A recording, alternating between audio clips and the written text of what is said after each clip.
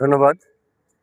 এবারের ঈদ যাত্রার ঘরমুখো মানুষের গমনাগমন নিরাপদ এবং স্বস্তিদায়ক করার জন্য আমাদের জেলা পুলিশের প্রায় 1500 পুলিশ সদস্য তারা মাঠে কাজ করছে এবং আমাদের সব সিনিয়র অফিসার 24 আওয়ার্স সার্বক্ষণিক এই ডিউটি তদারকি করছে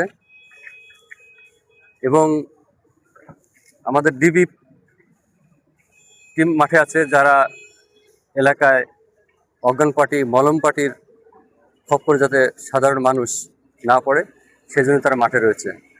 এবং জেলা পুলিশের ডিএসবি অর্থাৎ সাদা পোশাকের টিমও তারা বিভিন্ন এলাকায় মাঠে রয়েছে।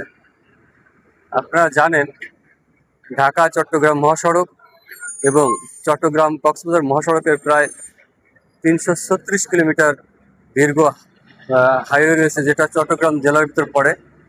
এই এলাকাতে প্রায় 30 থেকে 35টি হটস্পট রয়েছে, যেখানে সাধারণত যানজটের সম্ভাবনা থাকে।